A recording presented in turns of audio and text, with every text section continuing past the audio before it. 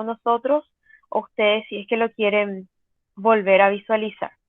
Entonces el contenido, si me dan un retorno, si están pudiendo visibilizar mi presentación. Sí, profe. Gracias. El día de hoy vamos a estar haciendo un repaso breve de los contenidos que ya están disponibles también en el Classroom sobre tabla periódica, masa atómica, número de Avogadro, masa molar y composición porcentual. Hoy ya vamos a hablar de un pequeño cálculo, pero es sencillo aún de poder interpretar. Entonces ya empezamos a trabajar con la tabla periódica. Importante recordar que la tabla periódica surge del descubrimiento de los diferentes elementos disponibles en la naturaleza, donde algunos tenían ciertos aspectos en común, algunas semejanzas, y eso hizo que los químicos vayan agrupando a estos elementos en grupos. El agrupamiento final es lo que hoy en día conocemos como la tabla periódica de elementos, en la cual uno puede identificar propiedades físicas y químicas en la tabla de acuerdo a las características de los elementos. Esto vamos a estudiar con mayor detalle en la próxima clase, pero esta es la manera en la cual se construyó la tabla periódica. Aquí podemos ver una tabla periódica. Estos elementos están acomodados, es decir, están ordenados de acuerdo al número atómico. El número atómico, recordarán que es el número de protones y electrones que están presentes en cada átomo, ordenados en filas horizontales. Las filas se llaman periodos y las columnas se llaman grupos. Esa es la forma en la cual vamos a identificar a la tabla periódica. Hay tres categorías de elementos que dividen la tabla. La mayor parte, como podrán visibilizar el color verde, son metales, tienen características metálicas. ¿Qué es lo que diferencia un metal? Es un buen conductor del calor y de la electricidad.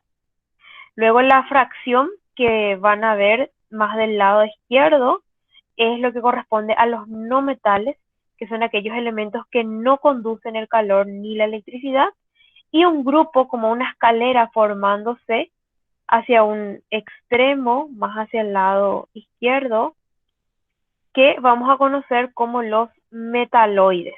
Entonces hay tres grandes grupos dentro de la tabla: metales, metaloides y no metales, y ya la próxima vamos a ir viendo columna por columna qué nombres reciben cada uno de estos grupos o familias. También vamos a identificar de manera visual en la tabla periódica dos grandes grupos de clasificación. Este grupo que tiene cuatro filas, que es más pequeño, pertenece al grupo B, o metales en transición, que son aquellos que cuando los estudiemos vamos a ver que tienen electrones en lo que se conoce como el orbital D y F, y luego los que están a los extremos, que se conocen como los que pertenecen al grupo A, o lo que son elementos representativos.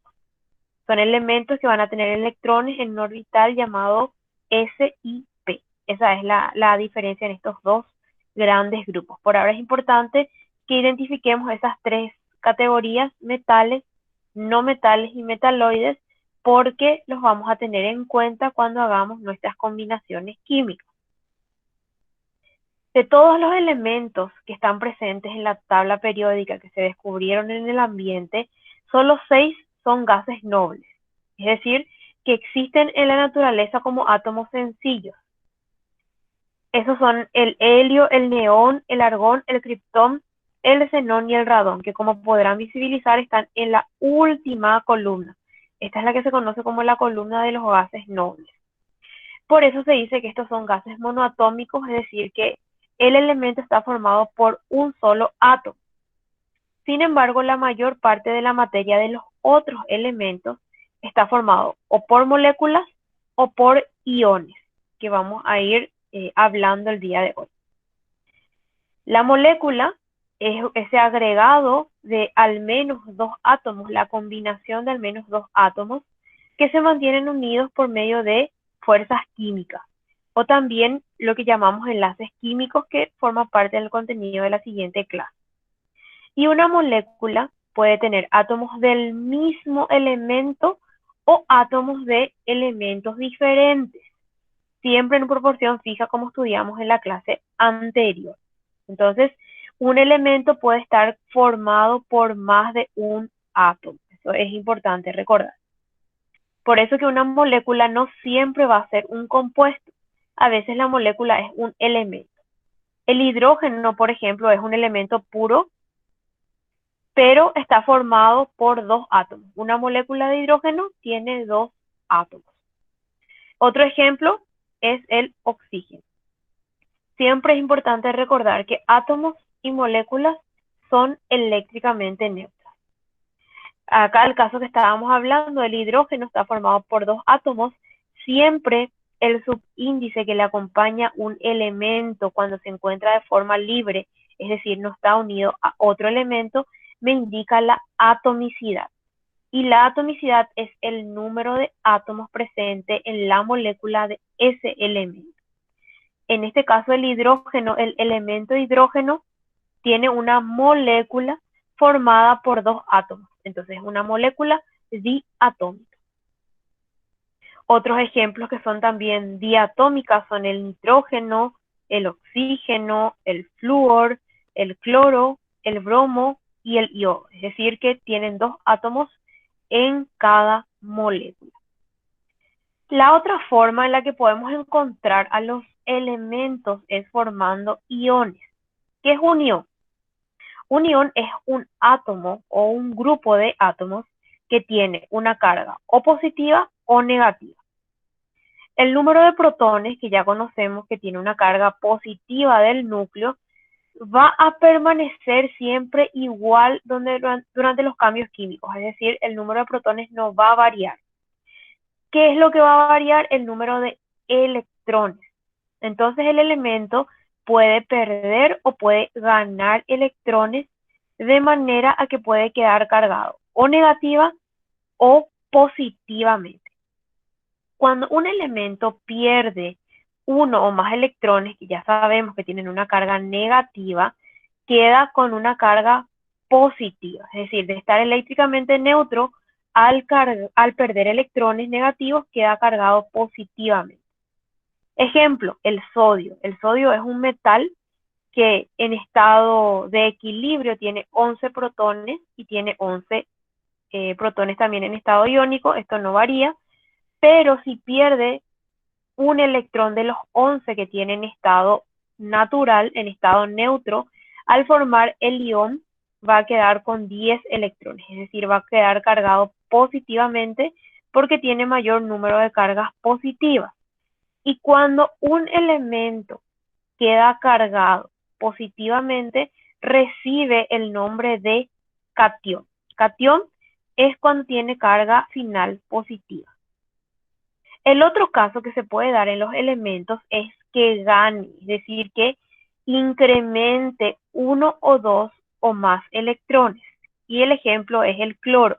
Normalmente los no metales son los que ganan electrones. El cloro en su estado de equilibrio tiene 17 protones y 17 electrones.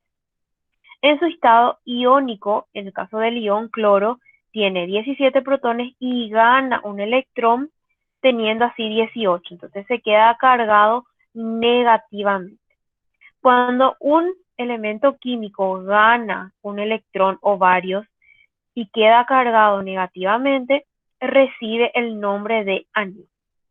Por eso que se dice que el cloruro de sodio, lo que se conoce como la sal de mesa, es un compuesto iónico que está formado por un catión, sodio, y un anión, cloro. Al combinarse ya quedan cargados, la combinación ya queda en estado de equilibrio, es decir, neutro eléctricamente. Un átomo puede perder o puede ganar más de un electrón, y de este concepto se desprende lo que vamos a conocer en la química como las valencias, que algunos de ustedes ya habrán estudiado en el colegio. Ejemplo, el magnesio puede perder uno o puede perder, en general pierde dos electrones y queda cargado positivamente con más dos, que es normalmente como se conoce a la valencia del magnesio. El hierro puede perder dos o tres electrones y quedar con más dos o más tres, como valencia. El azufre puede adicionar 2, 4 o 6 electrones a su estado iónico, y el nitrógeno puede sumar 3 o 5 electrones también a su estado iónico. Esto nosotros lo vamos a conocer o vamos a identificar estos números de electrones que gana o pierde cuando visibilizamos la tabla periódica. Esto está disponible en la tabla periódica, los valores de electrones que puede ganar o perder un determinado elemento. Por eso a partir de ahora ya vamos a trabajar con esta tabla. Recordamos lo que hablamos: metales, no metales y metaloides. Normalmente los metales, los elementos que forman parte del grupo metálico, pierden electrones y quedan cargados positivamente. Entonces en esta tabla resumen ustedes pueden ver cuál es la carga final de los cationes metálicos, y normalmente los no metales forman aniones. También acá pueden ver cuáles son los valores de los aniones de los no metales.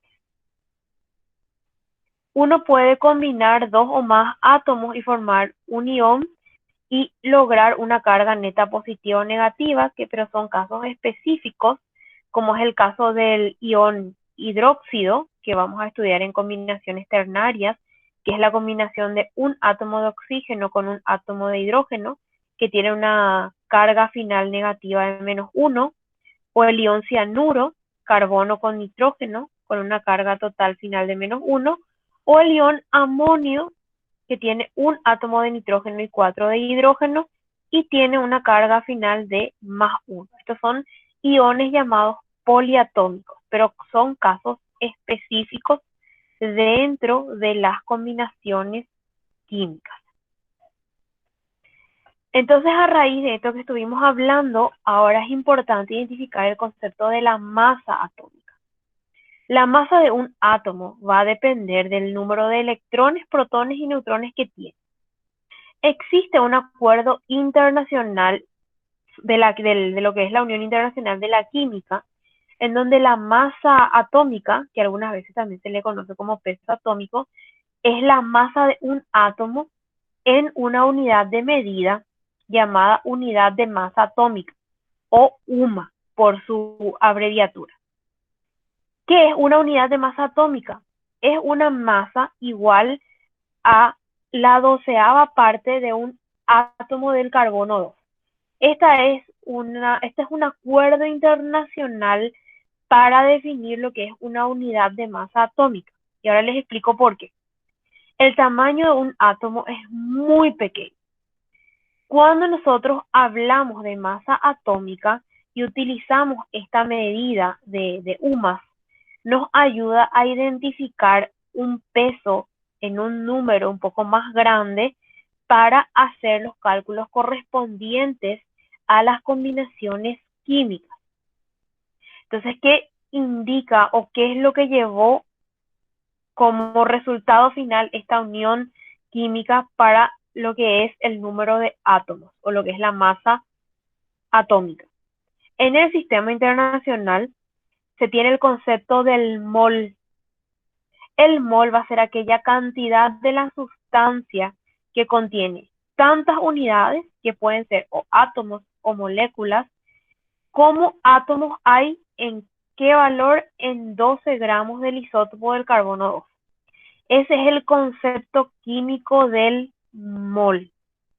¿Cómo aplicamos eso en el mundo de la química? Con el descubrimiento que hizo un científico italiano llamado Avogadro. Él pudo identificar cuál era el número real de átomos que habían en 12 gramos del carbono, del isótopo del carbono 2. Y ese número era igual a 6,022 por 10 a la 23. O sea, imagínense, este es un número muy grande, se conoce como el número de Avogadro, y es el número de átomos o de moléculas reales que están presentes en el mol de un átomo o de una molécula. Entonces, cuando nosotros hablamos de un peso atómico o de una masa atómica, que es lo que figura en nuestra tabla periódica. Ejemplo, el hidrógeno tiene masa atómica igual a 1 gramo. El oxígeno tiene masa atómica igual a 16 gramos. Eso no es el peso de un solo átomo, es el peso de un mol. Y en un mol están contenidos 6,022 por 10 a la 23 átomos. O sea, imagínense, es un número bastante grande. Entonces, eso es lo que estuvimos hablando. Como una docena de naranjas contiene 12 naranjas, un mol de átomos de un elemento, ejemplo hidrógeno, contiene 6,022 por 10 a la 23 átomos de hidrógeno. Esa es la forma en la cual vamos a ir haciendo esa relación. Y eso es lo que vamos a conocer como la masa molar, ese valor en gramos que está presente en las tablas periódicas asociadas a cada uno de los elementos. Entonces, si conocemos la masa atómica, conocemos la masa molar, porque la masa atómica corresponde a la masa de un mol del elemento, y es lo que en la tabla periódica figura. En el caso del sodio es 22,99, algunos directamente le ponen 23, el del fósforo es 3,97, y esa es su masa molar, convertido a gramos. Entonces, ¿cómo calculamos la masa molecular? Podemos calcular entonces la masa de las moléculas una vez que conocemos la masa atómica de los átomos que componen una molécula. Ejemplo, vamos a ver el ejemplo del agua. El agua es una molécula formada por 2 átomos de hidrógeno y un átomo de oxígeno. ¿Cuánto pesa un mol? ¿Cuánto es la masa atómica del hidrógeno? Es 1. Como tiene 2, porque le acompaña un número 2 como atomicidad, multiplico por 2 y le sumo la masa atómica del oxígeno. Hay uno solo, entonces el valor multiplicado por 1, que sería 16. 2 por 1, 2 más 16 me da 18. Esto es la masa de un mol del compuesto agua o la masa molecular de una molécula de agua. Entonces, a partir de esta masa molecular se puede determinar la masa molar de un compuesto. Es la forma en la cual se calcula. Siempre los datos los vamos a obtener de nuestra tabla periódica. Y a partir de ahí hacemos el concepto de la composición porcentual. Yo puedo tener la fórmula de un compuesto que me indica el número de átomos que tengo de cada elemento que está presente en ese compuesto. ¿Qué me indica la composición porcentual? ¿Cuál es el porcentaje en masa de cada uno de los elementos que está presente en el compuesto? Y eso lo obtengo al dividir la masa molecular o la masa molar, perdón, del elemento en la masa molar del compuesto multiplicado por el 100%. Entonces, si yo hago esto en un ejercicio práctico, yo voy a tener este ejemplo, voy a utilizar para explicarles de una manera práctica. Yo tengo un compuesto que es el ácido fosfórico, cuya fórmula es H3, tiene 3 átomos de hidrógeno, P sería cuando no tiene nada, es 1, un átomo de fósforo y 4 átomos de oxígeno. Este es un líquido incoloro que se utiliza en detergentes o en fertilizantes o como resaltador de sabor. Si yo quiero identificar o quiero calcular la composición porcentual de el hidrógeno, el fósforo y el oxígeno en este compuesto, voy a proceder de la siguiente manera. Primero me voy a ir a mi tabla periódica a ver cuál es la masa atómica de cada elemento. Y veo que el hidrógeno es 1 gramo, el fósforo es 31 gramos y el oxígeno es 16 gramos. Ahora yo tengo que saber en la composición de la molécula cuántos gramos hay en total considerando estas atomicidades. Como tengo 3 de hidrógeno, tengo 3 gramos. Como tengo 1 de fósforo, tengo 31 gramos. Y como tengo 4 átomos de oxígeno por 16, tengo 64 gramos. Entonces la masa total de mi compuesto H3PO4 es 98 gramos. Para saber el porcentaje de cada uno de los elementos voy a aplicar una regla de 3 matemática. Entonces, si 98 gramos, que es la masa total del compuesto, es el 100%, para el hidrógeno, que son 3 gramos, son X. Entonces aquí hago 3 por 100 dividido 98 y me da 3,06%. Este es el porcentaje de hidrógeno en este compuesto. Hago lo mismo para el fósforo. Si 98 gramos es el 100%, 31 gramos son X. Hago 31 por 100 dividido 98 es 31,63%. Esto es para el fósforo.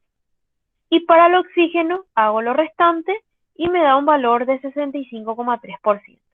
Entonces yo podría decir que el ácido fosfórico H3PO4 tiene una composición de 3,06% de hidrógeno, 31,63% de fósforo y 65,3% de oxígeno. Esta es la fórmula en la cual yo debo calcular el porcentaje de cada uno de los elementos presente en un compuesto. No es que porque tiene una atomicidad 3, tiene 3% de hidrógeno, 1% de fósforo y 4% de oxígeno. No.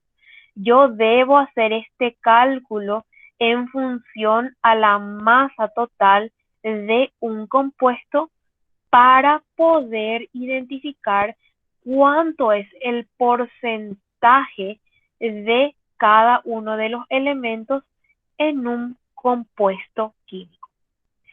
Y hasta aquí yo quería hacer esta breve presentación del día de hoy y esperando que ustedes también ya hayan visto los materiales, hayan hecho algún tipo de ejercicio, tengan alguna duda o consulta. Entonces ahora voy a dejar el micrófono abierto o la sala de chat para que me puedan hacer alguna consulta que tengan sobre el tema desarrollado el día de hoy.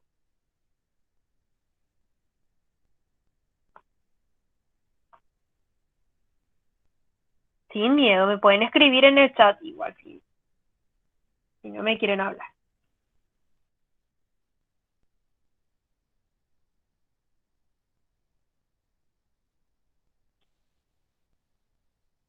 Quedó claro, van a poder hacer la tarea que está asociada al contenido de hoy. Ya implica que ustedes le vayan conociendo la tabla periódica, que vayan conociendo el nombre de los elementos, si son metales, si son no metales, para poder después realizar las combinaciones químicas correspondientes.